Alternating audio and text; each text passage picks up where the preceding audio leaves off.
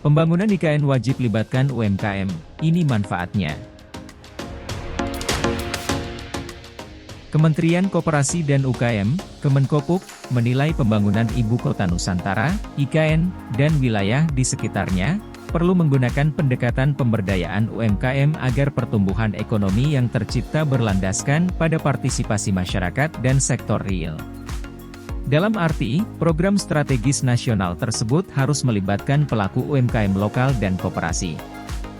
Bahkan, dengan segala potensi yang dimiliki IKN, harus juga dengan mengangkat komoditas unggulan asal Kalimantan, khususnya Kalimantan Timur, kata staf ahli Menteri Koperasi dan UKM bidang ekonomi makro Ruli Nuryanto, dalam acara Nusantara Now Festival 2023 di Kota Balikpapan, Kalimantan Timur, Kamis, 22 November 2023. Lebih lanjut, Ruli menyampaikan berbagai program strategis Kemenkopuk yang dapat diakses dan dikolaborasikan untuk pemberdayaan pelaku UKM dan koperasi di IKN, seperti program rumah produksi bersama, factory sharing, rumah kemasan, hingga pelatihan-pelatihan untuk meningkatkan kualitas dan kapasitas usaha para pelaku UKM dan koperasi.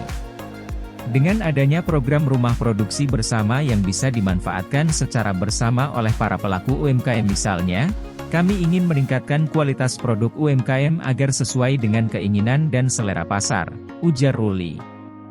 Di samping itu, pengelolaan terpadu UMKM melalui rumah produksi bersama, bertujuan untuk menjamin ketersediaan dan kepastian tersedianya pasokan bahan baku, serta penguatan pasar dalam negeri dan peningkatan ekspor.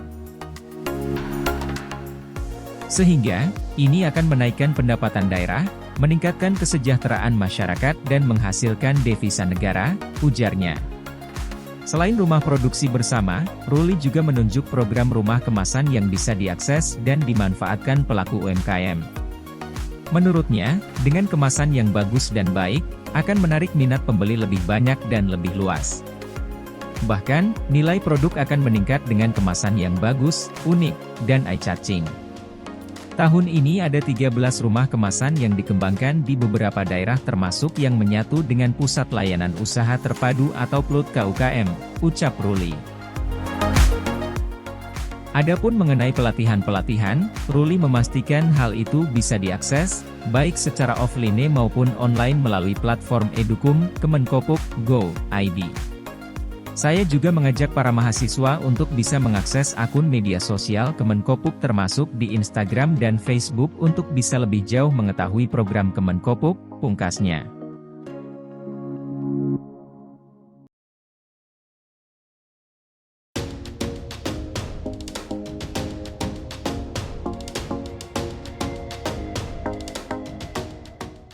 Soal IKN, Anies, bangun kota di tengah hutan timbulkan ketimpangan baru. Calon Presiden nomor urut 1, Anies Baswedan menyebut, proyek pembangunan Ibu Kota Negara, IKN, Nusantara akan menimbulkan ketimpangan baru.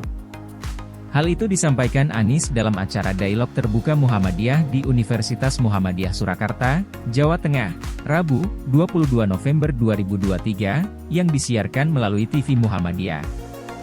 Awalnya, panelis yang merupakan peneliti senior Badan Riset dan Inovasi Nasional, BRIN, Profesor Siti Zuhro mempertanyakan apakah pembangunan IKN prospektif untuk Indonesia di masa depan. Anies mengatakan, alasan pemerintah saat ini membangun IKN sebagai upaya pemerataan tidak tepat. Kalau mau memeratakan Indonesia, maka bangun kota kecil menjadi menengah, kota menengah menjadi besar di seluruh Indonesia, ucap dia. Bukan hanya membangun satu kota di tengah-tengah hutan, karena membangun satu kota di tengah hutan itu sesungguhnya menimbulkan ketimpangan yang baru, ujar Anies. Proyek IKN yang kini banyak membuka lahan hutan belantara di Kalimantan Utara akan menghasilkan ketimpangan dengan daerah sekitar pembangunan. Sebab itu, alasan pemerintah untuk pemerataan dinilai berbanding terbalik dengan tindakan pembangunan IKN. Jadi antara tujuan dan langkah yang dikerjakan itu nggak nyambung, kami melihat ini problem. Karena itu ini harus dikaji secara serius, karena tujuan kita Indonesia yang setara, Indonesia yang merata, ucap dia. Anies mengatakan, jika pemerintah serius menginginkan adanya pemerataan, kota yang sudah ada saat ini dikembangkan dari kota kecil ke kota skala menengah. Kemudian, kota skala menengah diberikan program agar bisa berkembang menjadi kota besar. Tapi menurut kami langkahnya bukan membangun satu kota, tapi justru dengan membesarkan semua kota yang ada di Indonesia, ucap dia. Dialog Terbuka Muhammadiyah merupakan rangkaian dialog dengan 3 calon presiden yang telah ditetapkan oleh Komisi Pemilihan Umum, KPU.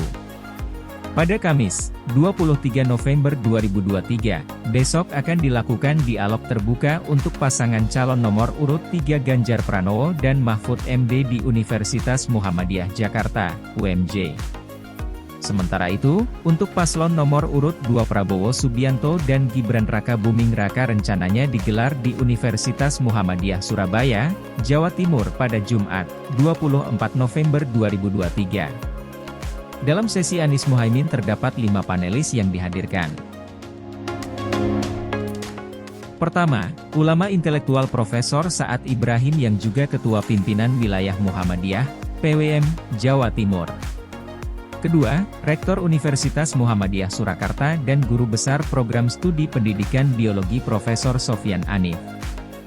Lalu, mantan Ketua Komisi Yudisial dan juga Guru Besar Program Studi Ilmu Hukum UMS Aidil Fitri Ciada, peneliti senior LIPI Profesor Siti Zuhro, dan terakhir Guru Besar Politik Islam Ilmu Politik Profesor Zuli Qodir.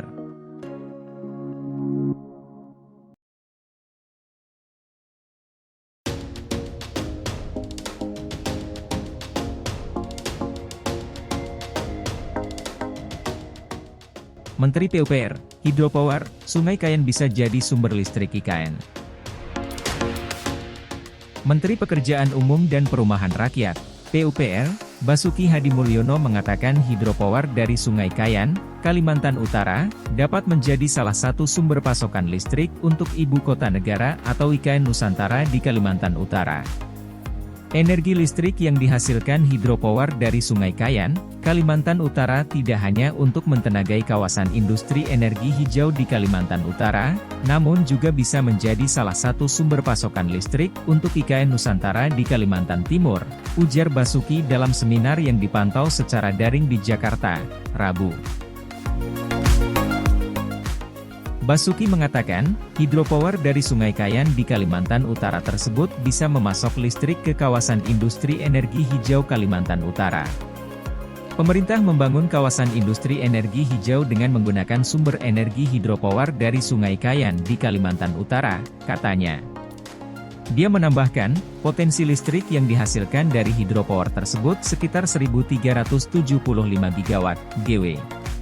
Berdasarkan Undang Nomor 3 Tahun 2022 tentang Ibu Kota Negara, IKN menjadi mesin penggerak perekonomian bagi Kalimantan dan menjadi pemicu penguatan rantai nilai domestik di seluruh kawasan timur Indonesia. Pembangunan IKN menempatkan Indonesia dalam posisi yang lebih strategis dalam jalur perdagangan dunia, aliran investasi, dan inovasi teknologi.